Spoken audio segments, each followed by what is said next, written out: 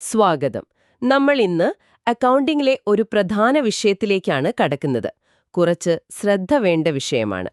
Financial assets and liabilities, അതായത് സാമ്പത്തിക ആസ്തികളും ബാധ്യതകളും.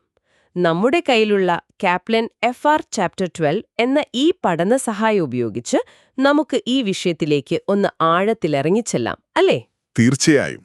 എന്താണ് ഈ ഫിനാൻഷ്യൽ ഇൻസ്ട്രുമെന്റ്സ് അഥവാ സാമ്പത്തിക ഉപകരണങ്ങൾ? ഇതിനെന്തിനാണ് ഇത്ര പ്രത്യേക നിയമങ്ങളൊക്കെ? ഒരു കമ്പനിയുടെ സാമ്പത്തിക നില ശരിക്കും മനസ്സിലാക്കാൻ ഇതറിയേണ്ടത് വളരെ അത്യാവശ്യമല്ലേ? നോക്കാം. അതെ, വളരെ പ്രധാനപ്പെട്ട വിഷയമാണത്. കാരണം സമീപ വർഷങ്ങളിൽ ഈ സാമ്പത്തിക ഉപകരണങ്ങളുടെ എണ്ണത്തിലും അതിൻ്റെ ഒരു കോംപ്ലക്സിറ്റിയിലും വലിയ മാറ്റങ്ങൾ വന്നിട്ടുണ്ട്. അപ്പോൾ പഴയ അക്കൗണ്ടിംഗ് രീതികൾ പലപ്പോഴും അപര്യാപ്തമായി. ചിലപ്പോൾ ഒരേപോലത്തെ ഇടപാടുകൾക്ക് പലരും പല രീതിയിൽ കണക്കെഴുതും. ചില ലാഭനഷ്ടങ്ങൾ ശരിക്ക് റെക്കോർഡ് ചെയ്യില്ല. എപ്പോഴാണ് ലാഭം റെക്കോർഡ് ചെയ്യേണ്ടത് എന്നതിലൊക്കെ ഒരു കൺഫ്യൂഷൻ.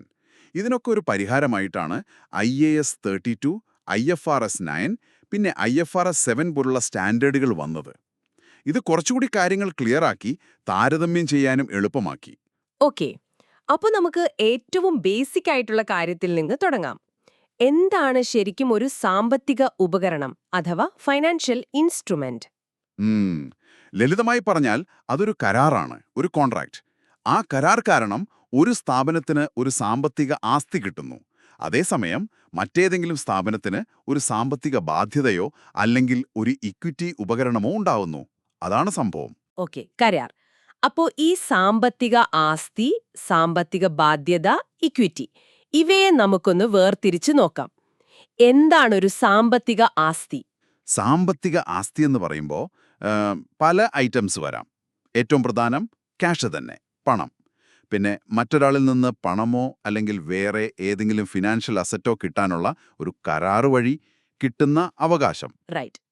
അതുപോലെ നമുക്ക് എന്താ പറയാ, അനുകൂലമായ സാഹചര്യങ്ങളിൽ സാമ്പത്തിക ആസ്തികളോ ബാധ്യതകളോ കൈമാറ്റം ചെയ്യാനുള്ള ഒരു കരാർ അവകാശം.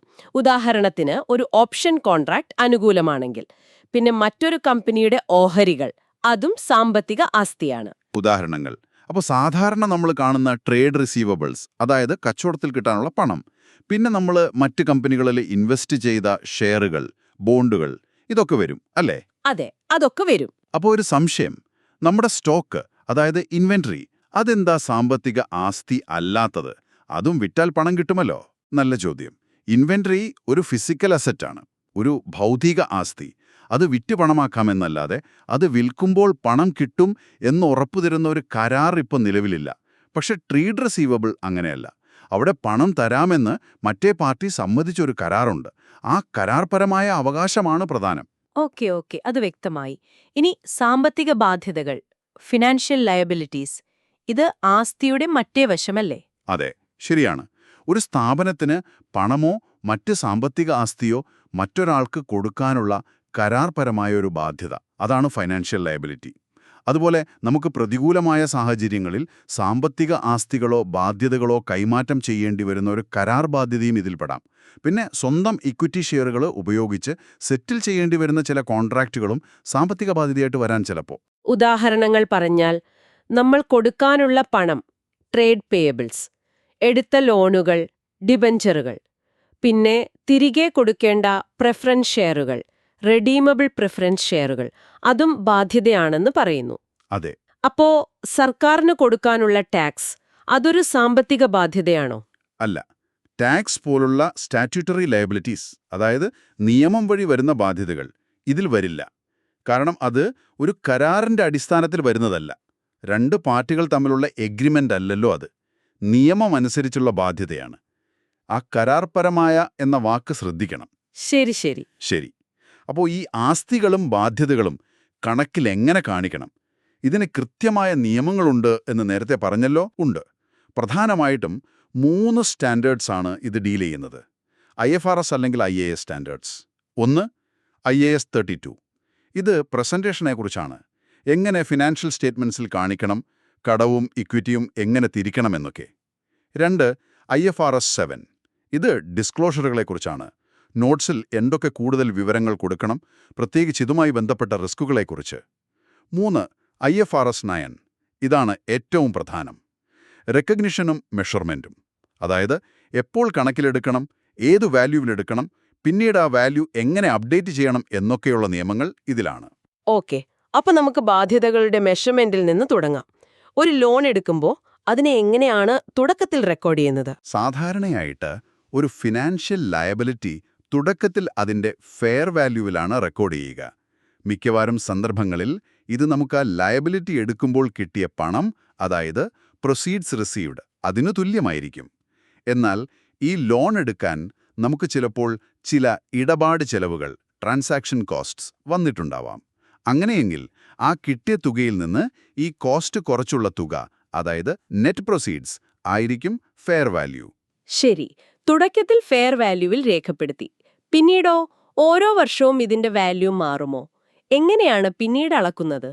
മിക്ക സാമ്പത്തിക ബാധ്യതകളും ചില പ്രത്യേക കേസുകൾ ഒഴിച്ചാൽ പിന്നീട് അമോർട്ടൈസ്ഡ് കോസ്റ്റ് എന്ന രീതിയിലാണ് അളക്കുന്നത്. ഇത് വളരെ പ്രധാനപ്പെട്ട ഒരു കൺസെപ്റ്റാണ്. അമോർട്ടൈസ്ഡ് കോസ്റ്റ്, ഈ വാക്ക് കേൾക്കുമ്പോൾ ഒരു പേടി തോന്നുമല്ലോ. അതെന്താണ് സംഭവം? ഒന്നുകൂടി സിമ്പിളായിട്ട് പറയാമോ? പറയാം. അമോർട്ടൈസ്ഡ് കോസ്റ്റ് രീതിയുടെ ഒരു ലക്ഷ്യം എന്താണെന്ന് വെച്ചാൽ, ഒരു ബാധ്യതയുടെ മൊത്തം ജീവിതകാല അളവിലെയും ഫൈനാൻസ് കോസ്റ്റ്, അതായത് പലിശ ചെലവ്, അതിനെ ഓരോ വർഷത്തേക്കുമായിട്ടൊരു ലോജിക്കൽ രീതിയിൽ വീതിക്കുക എന്നതാണ്. അതിനായിട്ട് എഫക്റ്റീവ് പലിശ നിരക്ക് അഥവാ എഫക്റ്റീവ് ഇൻട്രസ്റ്റ് റേറ്റ് EIR എന്നൊരു റേറ്റ് ഉപയോഗിക്കും. ഈ റേറ്റ് വെച്ച് ഓരോ വർഷത്തേനും പലിശ ചെലവ് കണക്കാക്കും. അത് ബാധ്യതയുടെ അന്നത്തെ ഓപ്പണിംഗ് ബാലൻസിനോട് കൂട്ടും. എന്നിട്ട് ആ വർഷം നമ്മൾ ശരിക്കും കൊടുത്ത പലിശ, ക്യാഷ് പെയ്ഡ്, അത് കുറയ്ക്കും. അപ്പോൾ കിട്ടുന്നതാണ് ആ വർഷത്തെ ക്ലോസിംഗ് ബാലൻസ്. ഓക്കെ, അപ്പോൾ ഈ ഇഫക്റ്റീവ് പലിശ നിരക്ക് എന്ന് പറയുന്നത് ലോൺ എഗ്രിമെന്റിൽ പറയുന്ന സാധാരണ പലിശ നിരക്ക് തന്നെയാണോ, അതോ വ്യത്യാസമുണ്ടോ? ഉണ്ടാകാം. എഫക്റ്റീവ് പലിശ നിരക്ക് എന്ന് പറഞ്ഞാൽ ശരിക്കും ആ ലോണിന്റെ കാലാവധി മുഴുവൻ നമുക്ക് കിട്ടുന്നതും നമ്മൾ തിരികെ കൊടുക്കുന്നതുമായ എല്ലാ ക്യാഷ് ഫ്ലോസിന്റെയും ഇന്നത്തെ മൂല്യം, പ്രസന്റ് വാല്യൂ, തുടക്കത്തിൽ കിട്ടിയ നെറ്റ് പ്രൊസീഡ്സിന് തുല്യമാക്കുന്ന ഡിസ്കൗണ്ട് റേറ്റാണ്. ഇതിന്റെ ഒരു ഗുണം എന്താന്ന് വെച്ചാൽ, ലോൺ എടുക്കുമ്പോൾ കിട്ടിയ ഡിസ്കൗണ്ടുകൾ അല്ലെങ്കിൽ കൊടുത്ത പ്രീമിയം, ഇടപാട് ചെലവുകൾ ഒക്കെ പലിശ ചെലവിന്റെ ഭാഗമായിട്ട് കാലക്രമേണ അക്കൗണ്ടിൽ വരും.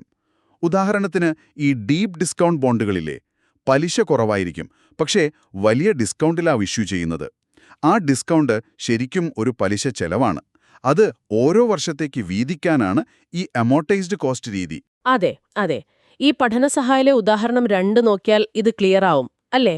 $1000 ലോൺ നോട്ട്, 10% എഫക്റ്റീവ് പലിശ, വർഷം $59 വെച്ച് അടയ്ക്കുന്നു. അവിടെ ഓരോ വർഷത്തെയും പലിശ കണക്കാക്കുന്നത് തൊട്ടു മുമ്പത്തെ ക്ലോസിംഗ് ബാലൻസിന്റെ 10% വെച്ചാണ്. സ്ഥിരസംഖ്യയല്ല. അവസാനം മുതലും പലിശയും അടച്ചു തീർക്കുന്നു. അതെ, ആ ഉദാഹരണം നോക്കിയാൽ കാണാം. ആദ്യ വർഷം $1000ന്റെ 10%, $100 പലിശ, $59 അടച്ചു, ബാക്കി $1041. അടുത്ത വർഷം $1041ന്റെ 10%, ഏകദേശം $104 പലിശ, $59 അടച്ചു, ബാക്കി $1086. അങ്ങനെ പോകും. അവസാനം മൊത്തം പലിശ ആ $545 5 വർഷത്തേക്ക് കൃത്യമായി വീതിക്കപ്പെടുന്നു. ഓക്കെ, ഇത് വ്യക്തമായി. ഇനി അടുത്തൊരു പ്രധാന കാര്യം. ചിലപ്പോൾ ഒരു ഉപകരണം കണ്ടാൽ അത് കടമാണോ, ഡെറ്റ്, അതോ ഇക്വിറ്റിയാണോ എന്ന് സംശയം വരും. പ്രത്യേകിച്ചും ഈ പ്രിഫറൻസ് ഷെയറുകളുടെ കാര്യത്തിൽ. ഇതിനെ എങ്ങനെയാണ് അക്കൗണ്ടിംഗ് വേർതിരിക്കുന്നത്? നിയമപരമായി ഷെയർ എന്നല്ലേ പേര്? ഇവിടെയാണ് IAS 32ലെ സബ്സ്റ്റൻസ് ഓവർ ഫോം എന്ന തത്വം വരുന്നത്. അതായത് നിയമപരമായ രൂപത്തേക്കാൾ അതിന്റെ സാമ്പത്തിക യാഥാർത്ഥ്യത്തിനാണ് പ്രാധാന്യം കൊടുക്കേണ്ടത്. ഏറ്റവും പ്രധാനപ്പെട്ട ചോദ്യം ഇതാണ്: ആ ഉപകരണം ഇറക്കിയ സ്ഥാപനത്തിന് പണമോ മറ്റ് സാമ്പത്തിക ആസ്തിയോ തിരികെ കൊടുക്കാൻ ഒഴിവാക്കാൻ പറ്റാത്ത ഒരു കരാർപരമായ ബാധ്യത, നോൺ ഡിസ്ക്രിഷണറി കൺട്രാക്ച്വൽ ഒബ്ലിഗേഷൻ ഉണ്ടോ? ആഹാ, അപ്പൊ പേര് പ്രിഫറൻസ് ഷെയർ എന്നാണെങ്കിലും കമ്പനി അത് തിരികെ വാങ്ങാൻ ബാധ്യസ്ഥരാണെങ്കിൽ, റിഡീമബിൾ, അല്ലെങ്കിൽ അതിന്മേൽ ഡിവിഡൻഡ് കൊടുക്കാൻ നിർബന്ധിതരാണെങ്കിൽ മാൻഡറ്ററി ഡിവിഡൻഡ്, അത് കടം പോലെ കണക്കാക്കും അല്ലേ? ഇത് കമ്പനിയുടെ ശരിക്കുള്ള കടബാധ്യത അളക്കുന്നതിൽ വലിയ വ്യത്യാസം ഉണ്ടാക്കുമല്ലോ. തീർച്ചയായും. അതെ, തിരികെ നൽകേണ്ട പ്രിഫറൻസ് ഷെയറുകൾ സാമ്പത്തിക ബാധ്യതയാണ്. കാരണം പണം തിരികെ നൽകണം എന്നൊരു കരാറുണ്ടവിടെ. അതുപോലെ ഡിവിഡൻഡ് നിർബന്ധമായും കൊടുക്കേണ്ടതാണെങ്കിൽ, ലാഭമുണ്ടെങ്കിലും ഇല്ലെങ്കിലും കൊടുക്കണമെങ്കിൽ, അതും ബാധ്യതയുടെ സ്വഭാവം കാണിക്കുന്നു. എന്നാൽ തിരികെ നൽകേണ്ടാത്തതും ഡിവിഡൻഡ് കൊടുക്കണോ വേണ്ടയോ എന്ന് കമ്പനിക്ക് തീരുമാനിക്കാവുന്നതുമായവ ഇക്വിറ്റിയായി കണക്കാക്കും. കാരണം അവിടെ പണം കൊടുക്കാൻ ഒരു നിർബന്ധിത ബാധ്യതയില്ല. ഇതിനനുസരിച്ച് ഈ പലിശയും ഡിവിഡൻഡുമൊക്കെ P&Lൽ കാണിക്കുന്ന രീതി മാറുമോ? മാറും. ഇക്വിറ്റിയായി കണക്കാക്കുന്ന ഉപകരണങ്ങളിലെ ഡിവിഡൻഡുകൾ, അതായത് സാധാരണ ഓഹരിയിലെയും ഇർറിഡീമബിൾ പ്രിഫറൻസ് ഷെയറിലെയും ഡിവിഡൻഡ്, അത് ലാഭത്തിൽ നിന്നുള്ള ഒരു വിഹിതമാണ്, അപ്രോപ്രിയേഷൻ ഓഫ് പ്രോഫിറ്റ്. അത് P&Lൽ ചെലവായി കാണിക്കില്ല. പകരം സ്റ്റേറ്റ്മെന്റ് ഓഫ് ചേഞ്ചസ് ഇൻ ഇക്വിറ്റിയിൽ നേരിട്ട് കുറയ്ക്കുകയാണ് ചെയ്യുക. എന്നാൽ സാമ്പത്തിക ബാധ്യതയായി കണക്കാക്കുന്ന ഉപകരണങ്ങളിലെ പേയ്മെന്റുകൾ, അതായത് ലോണിന്റെ പലിശ അല്ലെങ്കിൽ റെഡീമബിൾ പ്രിഫറൻസ് ഷെയറിന്റെ ഡിവിഡൻഡ്, ഇവയൊക്കെ P&Lൽ ഒരു ഫൈനാൻസ് കോസ്റ്റായിട്ടാണ് കാണിക്കുക. ഇത് റിപ്പോർട്ട് ചെയ്യുന്ന ലാഭത്തെ നേരിട്ട് കുറയ്ക്കും. ഓക്കെ. ചില ഉപകരണങ്ങൾക്ക് ഈ രണ്ട് സ്വഭാവവും കൂടി കലർന്നുണ്ടാകുമല്ലോ. ഉദാഹരണത്തിന് കൺവേർട്ടിബിൾ ലോണുകൾ. കടപ്പത്രമായി തുടങ്ങി പിന്നീട് വേണമെങ്കിൽ ഓഹരിയാക്കി മാറ്റാം. അതെങ്ങനെ കൈകാര്യം ചെയ്യും? ശരിയാണ്. കൺവേർട്ടിബിൾ ലോൺ നോട്ടുകൾ അല്ലെങ്കിൽ ബോണ്ടുകൾ സംയുക്ത ഉപകരണങ്ങൾ അഥവാ കോമ്പൗണ്ട് ഇൻസ്ട്രുമെന്റ്സിന് നല്ല ഉദാഹരണമാണ്. ഇത് ശരിക്കും കടപ്പത്രം തന്നെയാണ്. പക്ഷേ ഇത് വാങ്ങിയയാൾക്ക്, ഹോൾഡർക്ക്, ഒരു ഓപ്ഷൻ കൂടിയുണ്ട്. എന്താണ്? ഒരു നിശ്ചിത കാലയളവിനുള്ളിൽ ചില കണ്ടീഷൻസൊക്കെ അനുസരിച്ച് ഈ കടപ്പത്രത്തിന് പകരം ആ കമ്പനിയുടെ നിശ്ചിത എണ്ണം സാധാരണ ഓഹരികൾ വാങ്ങാം. ഇതിന്റെ ഒരു ഗുണമെന്താന്ന് വെച്ചാൽ, സാധാരണ ഇത്തരം ലോണുകൾക്ക് പലിശ കുറവായിരിക്കും. കാരണം ആ ഓഹരിയാക്കി മാറ്റാനുള്ള സാധ്യത തന്നെ ഒരു അധിക നേട്ടമാണല്ലോ നിക്ഷേപകന്. അപ്പൊ ഇത് അക്കൗണ്ടിങ്ങിൽ ഒരു പ്രശ്നമാണ്. കാരണം ഇത് ഭാഗികമായി കടവുമാണ്, ഭാഗികമായി ഇക്വിറ്റിയുമാണ്. ഇതിനെങ്ങനെ കണക്കിൽ കാണിക്കും? IAS 32 പറയുന്നത് ഇത്തരം സംയുക്ത ഉപകരണങ്ങളെ തുടക്കത്തിൽ തന്നെ, അതായത് ഇഷ്യൂ ചെയ്യുമ്പോൾ തന്നെ രണ്ടായിട്ട് തിരിക്കണമെന്നാണ്. ഒരു ബാധ്യതാ ഘടകം, ഒരു ഇക്വിറ്റി ഘടകം. കാരണം ആ കൊടുത്ത കടപ്പത്രത്തിൽ ശരിക്കും രണ്ട് കാര്യങ്ങളുണ്ട്. ഒന്ന്, പലിശയും മുതലും കിട്ടാനുള്ള അവകാശം, അത് ലയബിലിറ്റിയാണ്. രണ്ട്, ഭാവിയിൽ ഓഹരിയുടമയാകാനുള്ള ഒരു ഓപ്ഷൻ, അത് ഇക്വിറ്റിയാണ്. ഈ വിഭജനം ഇത് എങ്ങനെയാണ് കണക്കാക്കുന്നത്? ആദ്യം നമ്മൾ ലയബിലിറ്റി കമ്പോണന്റിന്റെ വാല്യൂ കണ്ടുപിടിക്കണം. അതെങ്ങനെയാണെന്ന് വെച്ചാൽ, ഈ കൺവേർട്ടിബിൾ ലോണിന്റെ ഭാവിയിലെ ക്യാഷ് ഫ്ലോസ്, അതായത് പലിശ, അവസാനം കൊടുക്കുന്ന മുതൽ, ഇതൊക്കെ എടുക്കുക. എന്നിട്ട് ഇതേപോലത്തെ പക്ഷേ ഓഹരിയാക്കാൻ പറ്റാത്ത ഒരു സാധാരണ ലോണിന് മാർക്കറ്റിലുള്ള പലിശ നിരക്ക്, market interest rate for similar debt, ഉപയോഗിച്ച് ഈ ക്യാഷ് ഫ്ലോസിന്റെ ഇന്നത്തെ മൂല്യം, പ്രസന്റ് വാല്യൂ, കണക്കാക്കണം. അതാണ് ലയബിലിറ്റി കമ്പോണന്റ്. ഇനി ലോൺ ഇഷ്യൂ ചെയ്തപ്പോൾ കിട്ടിയ ആകെ തുകയിൽ നിന്ന് ഈ ലയബിലിറ്റി കമ്പോണന്റിന്റെ വാല്യൂ കുറച്ചാൽ കിട്ടുന്ന ബാക്കി തുക, റെസിജ്വൽ എമൗണ്ട്, അതാണ് എക്വിറ്റി കമ്പോണന്റ്. ആ കൺവേർഷൻ ഓപ്ഷന്റെ വിലയാണത്. കൊള്ളാം. അപ്പൊ തുടക്കത്തിൽ രണ്ടായി തിരിച്ചു. പിന്നീട് ഇവയുടെ വാല്യുവേഷൻ എങ്ങനെയാണ്? പിന്നീട് ലയബിലിറ്റി കമ്പോണന്റ് നമ്മൾ നേരത്തെ പറഞ്ഞ അമോർട്ടൈസ്ഡ് കോസ്റ്റ് രീതിയിൽ തന്നെ മുന്നോട്ടു പോകും. ഓരോ വർഷവും എഫക്റ്റീവ് ഇൻട്രസ്റ്റ് വെച്ച് പലിശ കണക്കാക്കും, പലിശ അടച്ചത് കുറയ്ക്കും, അങ്ങനെ അതിൻ്റെ വാല്യൂ അഡ്ജസ്റ്റ് ചെയ്യും. എന്നാൽ ആ ഇക്വിറ്റി കമ്പോണന്റ്, അതിൻ്റെ വാല്യൂവിൽ പിന്നീട് മാറ്റമൊന്നും വരുത്തില്ല, നോട്ട് റീമെഷേർഡ്. ആ ഓപ്ഷൻ ഉപയോഗിച്ച് ഷെയർ ആക്കുകയോ അല്ലെങ്കിൽ ലോൺ കാലാവധി തീരുകയോ അതുമല്ലെങ്കിൽ ആ ഓപ്ഷൻ എക്സ്പയർ ആവുകയോ ചെയ്യുന്നതുവരെ അത് അതേ വാല്യൂവിൽ ഇക്വിറ്റിയിൽ കിടക്കും. ശരി. ഈ പഠനസഹായിലെ ഉദാഹരണം 3-ൽ ഇത് കാണിക്കുന്നുണ്ടല്ലോ.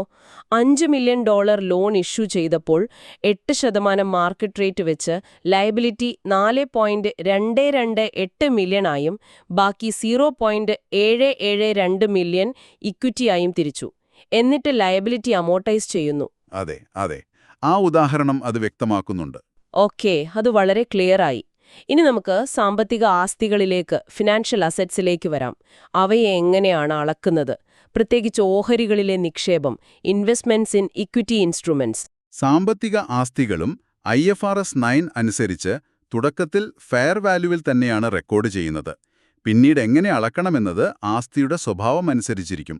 ഓഹരി നിക്ഷേപങ്ങളുടെ കാര്യത്തിൽ, അതായത് ഇക്വിറ്റി ഇൻസ്ട്രുമെന്റ്സ്, സാധാരണയായി 2 ഓപ്ഷനുകളാണുള്ളത്. ഒന്ന് fair value through profit or loss അഥവാ FVTPL, ഇതാണ് ഡീഫോൾട്ട് രീതി. 2 fair value through other comprehensive income അഥവാ FVOCI, ഇതൊരു ഓപ്ഷനാണ്, തിരഞ്ഞെടുക്കാം. എന്താണ് ഈ FVTPLും FVOCIയും തമ്മിലുള്ള പ്രധാന വ്യത്യാസം?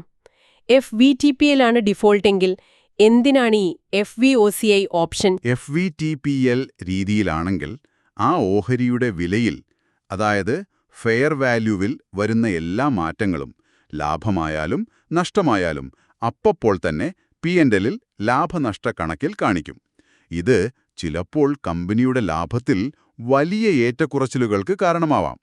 പിന്നെ ആ ഷെയർ വാങ്ങാൻ വന്ന ട്രാൻസാക്ഷൻ കോസ്റ്റ് അപ്പോൾ തന്നെ P&Lൽ ചെലവായി കാണിക്കണം.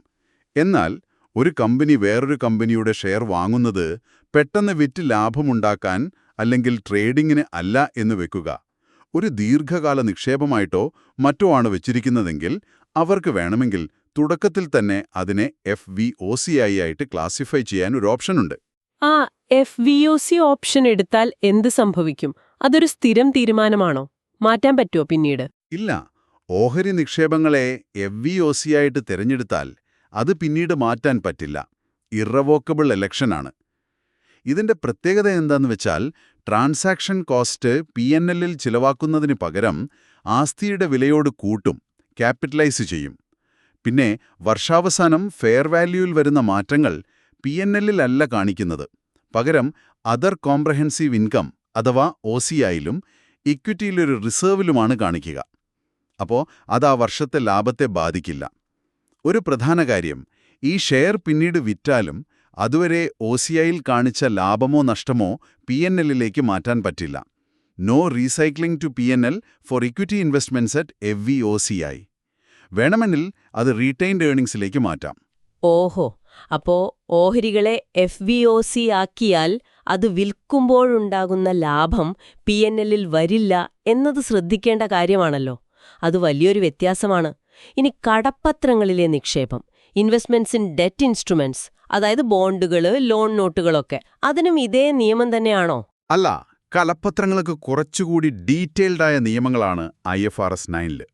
ഇവിടെ ക്ലാസിഫിക്കേഷൻ പ്രധാനമായും 2 ടെസ്റ്റുകളെ ആശ്രയിച്ചിരിക്കുന്നു. ഒന്ന്, ബിസിനസ് മോഡൽ ടെസ്റ്റ്. എന്തുദ്ദേശത്തോടെയാണ് ഈ കടപ്പത്രം വച്ചിരിക്കുന്നത്? അതിലെ ക്യാഷ് ഫ്ലോസ്, മുതലും പലിശയും കളക്ട് ചെയ്യാനാണോ? അതോ കളക്ട് ചെയ്യാനും ഒപ്പം വിൽക്കാനുമാണോ? അതോ പ്രധാനമായും ട്രേഡിങ്ങിനാണോ? 2, കരാർപരമായ പണമൊഴുക്ക് സ്വഭാവ പരിശോധന, അതായത് contractual cash flow characteristics test. ഈ കടപ്പത്രത്തിൽ നിന്ന് കിട്ടുന്ന പണം മുതലും പലിശയും മാത്രമാണോ, അതോ വേറെന്തെങ്കിലും ഘടകങ്ങളെ ആശ്രയിച്ചിരിക്കുന്നു? ഇതിനെ SPPI ടെസ്റ്റ് എന്ന് പറയും. Solid payments of principal and interest. Okay, അപ്പോ ഒരു കടപ്പത്ര നിക്ഷേപം കയ്യിലുണ്ടെങ്കിൽ നമ്മൾ എന്തിനാണത് വെച്ചിരിക്കുന്നത് എന്നും അതിൽ നിന്ന് എങ്ങനത്തെ പണമാണ് കിട്ടുന്നത് എന്നും നോക്കണം. ഇതിന്റെ അടിസ്ഥാനത്തിൽ എങ്ങനെയൊക്കെ ക്ലാസിഫൈ ചെയ്യാം? പ്രധാനമായും 3 കാറ്റഗറികളാണ് വരുന്നത്. ഒന്ന്, അമോർട്ടൈസ്ഡ് കോസ്റ്റ്. ഇവിടെ 2 ടെസ്റ്റും പാസ്സാവണം. അതായത് ബിസിനസ് മോഡൽ കളക്ട് ചെയ്യുക എന്നതായിരിക്കണം, ക്യാഷ് ഫ്ലോസ് SPPI ആയിരിക്കണം. സിമ്പിൾ ബോണ്ടുകൾ വാങ്ങി മെച്യൂരിറ്റി വരെ വയ്ക്കുക എന്ന ഉദ്ദേശം. ഇവയെ നമ്മൾ ലയബിലിറ്റീസ് അളന്ന പോലെ അമോർട്ടൈസ്ഡ് കോസ്റ്റ് രീതിയിൽ അളക്കും.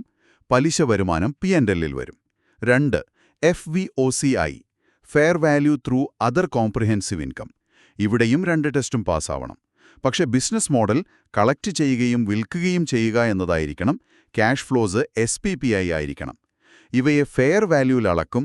പക്ഷേ അമോർട്ടൈസ്ഡ് കോസ്റ്റ് രീതിയിലുള്ള പലിശ വരുമാനം P&Lലും ബാക്കി ഫെയർ വാല്യൂ മാറ്റങ്ങൾ OCIയിലും കാണിക്കും. ഇവിടെ ഒരു പ്രധാന വ്യത്യാസം, ഈ കടപ്പത്രം പിന്നീട് വിൽക്കുമ്പോൾ അതുവരെ OCIയിൽ വന്ന ലാഭം, നഷ്ടം P&Lലേക്കും മാറ്റും. Recycling is allowed for debt instruments at FVOCI. ഇത് ഷെയറുകളുടെ FVOCIയിൽ നിന്നും വ്യത്യസ്തമാണ്.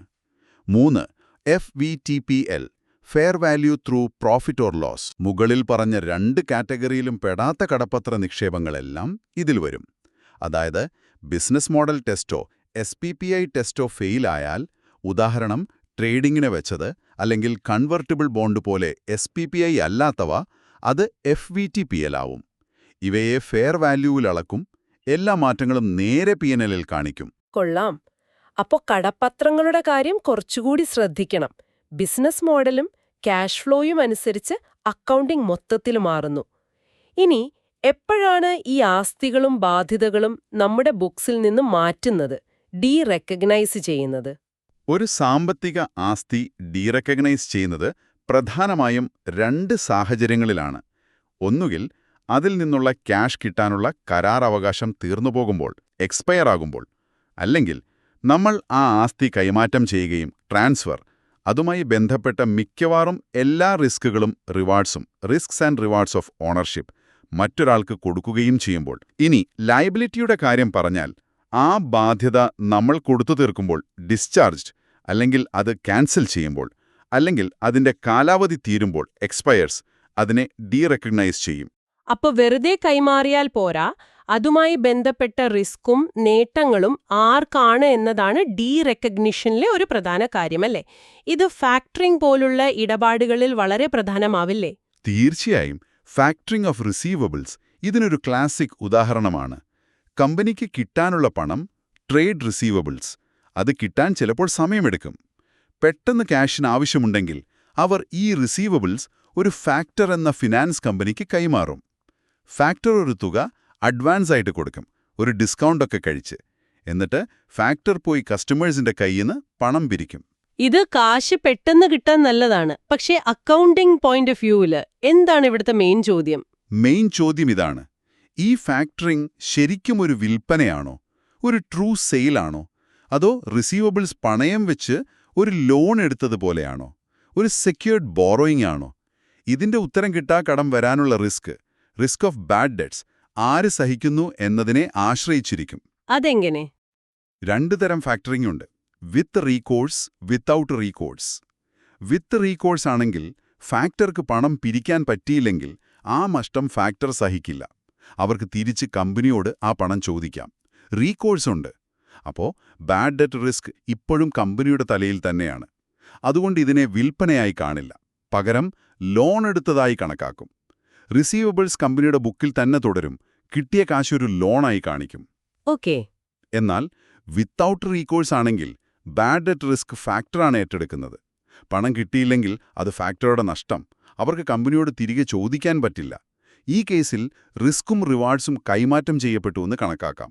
അതുകൊണ്ട് ഇതൊരു യഥാർത്ഥ വിൽപ്പനയാണ്. റിസീവബിൾസ് ബുക്കിൽ നിന്ന് ഒഴിവാക്കും, ഡീറെക്കഗ്നൈസ് ചെയ്യും. കിട്ടിയ കാശും റിസീവബിൾസിന്റെ ബുക്ക് വാല്യൂവും തമ്മിലുള്ള വ്യത്യാസം P&L-ൽ ഒരു നഷ്ടമായി കാണിക്കും. കൊള്ളാം. അപ്പോ ആ റീകോഴ്സ് ഉണ്ടോ ഇല്ലയോ എന്നതനുസരിച്ച് അക്കൗണ്ടിംഗ് മൊത്തത്തിൽ മാറി. ഇനി അവസാനമായി ഈ വിവരങ്ങളെല്ലാം ഫിനാൻഷ്യൽ റിപ്പോർട്ടിൽ എങ്ങനെ കാണിക്കണം, എന്തൊക്കെ കാര്യങ്ങൾ കൂടുതൽ വെളിപ്പെടുത്തണം, ഡിസ്ക്ലോഷേഴ്സ്, IFRS 7 ആണോ ഇത് പറയുന്നത്? അതെ, IFRS 7 ആണ് ഡിസ്ക്ലോഷറുകളെക്കുറിച്ച് പറയുന്നത്. ഇതിന് രണ്ട് പ്രധാന ലക്ഷ്യങ്ങളുണ്ട്. ഒന്ന്, ഈ ഫിനാൻഷ്യൽ ഇൻസ്ട്രുമെന്റ്സ് കമ്പനിയുടെ സാമ്പത്തിക നിലയെയും പ്രകടനത്തെയും എങ്ങനെ ബാധിച്ചു എന്ന് യൂസേഴ്സിന് മനസ്സിലാക്കി കൊടുക്കുക. അതിനായി ഓരോ തരം ഇൻസ്ട്രുമെന്റിന്റെയും വാല്യൂ, അതിൽ നിന്നുണ്ടായ വരുമാനം, ചിലവ്, ലാഭം, നഷ്ടം ഒക്കെ കാണിക്കണം. രണ്ട്, ഒരുപക്ഷെ അതിലും പ്രധാനമായി ഈ ഇൻസ്ട്രുമെന്റ്സ് കാരണം കമ്പനി ഏറ്റെടുക്കുന്ന റിസ്കുകളെക്കുറിച്ച് വിവരം നൽകുക. എങ്ങനെയുള്ള റിസ്കുകളാണ് പ്രധാനമായും ഡിസ്ക്ലോസ് ചെയ്യേണ്ടത്? പ്രധാനമായും 3 credit risk, liquidity risk, market risk. Credit risk എന്ന് പറഞ്ഞാൽ മറ്റുള്ളവർ നമുക്ക് തരാനുള്ള കാശ് തരാതിരിക്കാനുള്ള സാധ്യത. ലിക്വിഡിറ്റി റിസ്ക്, നമ്മുടെ കടങ്ങൾ വീട്ടേണ്ട സമയത്ത് കയ്യിൽ കാശില്ലാതെ വരുന്ന അവസ്ഥ. മാർക്കറ്റ് റിസ്ക്, മാർക്കറ്റിലെ മാറ്റങ്ങൾ കാരണം നഷ്ടം വരാനുള്ള സാധ്യത. പലിശ നിരക്ക് മാറുന്നത്, interest rate risk. Currency rate മാറുന്നത്, കറൻസി റിസ്ക്. ഓഹരി വില മാറുന്നത്, അതർ പ്രൈസ് റിസ്ക് ഒക്കെ ഇതിൽ വരും. IFRS 7 പറയുന്നത് ഈ റിസ്കുകൾ എന്തൊക്കെയാണ്, എത്രത്തോളമുണ്ട് എക്സ്പോഷർ, കമ്പനി ഇതിനെ എങ്ങനെയാണ് മാനേജ് ചെയ്യുന്നത്, റിസ്ക് മാനേജ്മെന്റ് പോളിസീസ് എന്നൊക്കെ വ്യക്തമാക്കണം എന്നാണ്. അപ്പോ ഈ ഡിസ്ക്ലോഷറുകൾ വളരെ പ്രധാനപ്പെട്ടതാണ്. കാരണം വെറും അക്കങ്ങൾക്കപ്പുറം കമ്പനിയുടെ റിസ്ക് പ്രൊഫൈലും അത് മാനേജ് ചെയ്യാനുള്ള കഴിവും മനസ്സിലാക്കാൻ ഇത് സഹായിക്കും, അല്ലേ? തീർച്ചയായും. ഉദാഹരണത്തിന് ലിക്വിഡിറ്റി റിസ്ക് ഡിസ്ക്ലോഷറിൽ ഒരു മെച്യൂരിറ്റി അനാലിസിസ് ഉണ്ടാകും. അടുത്ത 1 വർഷത്തിനുള്ളിൽ എത്ര കടം വീട്ടാനുണ്ട്, 5 വർഷത്തിനുള്ളിൽ എത്ര എന്നൊക്കെ കാണിക്കും. അത് നോക്കിയാൽ കമ്പനിയുടെ ഷോർട്ട് ടേം ഫിനാൻഷ്യൽ ഹെൽത്തിനെക്കുറിച്ചൊരു ഐഡിയ കിട്ടും. ശരി. അപ്പോ സാമ്പത്തിക ആസ്തികളും ബാധ്യതകളും എന്താണെന്നും കടവും ഇക്വിറ്റിയും എങ്ങനെ തിരിക്കാമെന്നും കരാർപരമായ ബാധ്യത നോക്കി ആസ്തികളെ എങ്ങനെ അളക്കാമെന്നും amortized cost, FVTPL, FVOCI, risk കൈമാറ്റം, ഡീറെക്കഗ്നിഷന് എങ്ങനെ ബാധിക്കുമെന്നും ഡിസ്ക്ലോഷറുകളുടെ പ്രാധാന്യമൊക്കെ നമ്മളിന്ന് ചർച്ച ചെയ്തു. അതെ, ഒറ്റനോട്ടത്തിൽ കുറച്ച് കോംപ്ലിക്കേറ്റഡായി തോന്നാമെങ്കിലും അതിന്റെ ലോജിക് മനസ്സിലാക്കിയാൽ എളുപ്പമാണ്. ഈ വ്യത്യസ്ത മെഷർമെന്റ് രീതികൾ റിപ്പോർട്ട് ചെയ്യുന്ന ലാഭത്തെയും ആസ്തി മൂല്യത്തെയും എങ്ങനെ ബാധിക്കുമെന്നത് ശ്രദ്ധിക്കണം. അതുപോലെ കൺവേർട്ടിബിൾ ലോൺസിനെ ശരിയായി സ്പ്ലിറ്റ് ചെയ്യുന്നതും ഫാക്ടറിംഗിൽ റിസ്ക് ആർക്കാണെന്ന് നോക്കുന്നതും ഒക്കെ വളരെ പ്രധാനമാണ്. ഈ ചർച്ചയിൽ നിന്ന് ഓർത്തുവെക്കേണ്ട ചില പോയിന്റുകൾ ഇവയാണ്. ഫിനാൻഷ്യൽ ഇൻസ്ട്രുമെന്റ് ഒരു കരാറാണ്. ആസ്തിയും ബാധ്യതയും തമ്മിലുള്ള വ്യത്യാസം കരാർപരമായ അവകാശം ബാധ്യതയാണ്. കടവും ഇക്വിറ്റിയും തിരിക്കുന്നത് സാമ്പത്തിക യാഥാർത്ഥ്യം നോക്കിയാണ്. ആസ്തികളെ അളക്കുന്നത് ബിസിനസ് മോഡലും SPPI ടെസ്റ്റും വെച്ചാണ്. റിസ്ക്കും റിവാർഡ്സും കൈമാറിയോ എന്നത് ഡീറെക്കഗ്നിഷനിൽ പ്രധാനമാണ്. ഈ ചർച്ച കഴിഞ്ഞിട്ട് നിങ്ങൾക്ക് സ്വയം ചോദിക്കാവുന്നൊരു ചോദ്യമുണ്ട്. ഒരു കമ്പനിയുടെ റിപ്പോർട്ട് എടുത്തു നോക്കുമ്പോൾ അവരുടെ നോട്ട്സിൽ ഫിനാൻഷ്യൽ ഇൻസ്ട്രുമെന്റ്സ് ഭാഗമൊന്ന് ശ്രദ്ധിക്കുക. അവരുടെ ഇക്വിറ്റി ഇൻവെസ്റ്റ്മെന്റ്സ് FVTPL ആണോ FVOCI ആണോ? ഡെറ്റ് ഇൻവെസ്റ്റ്മെന്റ്സ് കൂടുതലും അമോർട്ടൈസ്ഡ് കോസ്റ്റിലാണോ അതോ FVTPL ആണോ? ഈ തെരഞ്ഞെടുപ്പുകൾക്ക് പിന്നിൽ മാനേജ്മെന്റിന്റെ എന്ത് ചിന്തകളായിരിക്കാം? ഒരുപാട് FVTPL ആണെങ്കിൽ അവർ മാർക്കറ്റ് ടൈമിംഗ് നോക്കുന്നവരാണോ? അതോ അവരുടെ ലാഭം കൂടുതൽ വോളറ്റൈലാകാൻ സാധ്യതയുണ്ടോ? FVOC ആണെങ്കിൽ ദീർഘകാല ലക്ഷ്യങ്ങളാണോ? ഈ ക്ലാസിഫിക്കേഷനുകളും ഡിസ്ക്ലോഷറുകളും ആ കമ്പനിയുടെ റിസ്ക് ആപ്പിറ്റൈറ്റിനെക്കുറിച്ചും അവരുടെ സാമ്പത്തിക സ്ഥിരതയെക്കുറിച്ചും എന്ത് സൂചനകളാണ് നൽകുന്നത്? ഇത് വെറും അക്കങ്ങൾക്കപ്പുറം ചിന്തിക്കാൻ സഹായിക്കും. വളരെ നല്ലൊരു പോയിന്റ്. അക്കൗണ്ടിംഗ് നിയമങ്ങൾക്ക് പിന്നിലെ ഈ കാര്യങ്ങൾ മനസ്സിലാക്കുന്നത് തീർച്ചയായും ഫിനാൻഷ്യൽ റിപ്പോർട്ടുകളെ ആഴത്തിൽ മനസ്സിലാക്കാൻ സഹായിക്കും.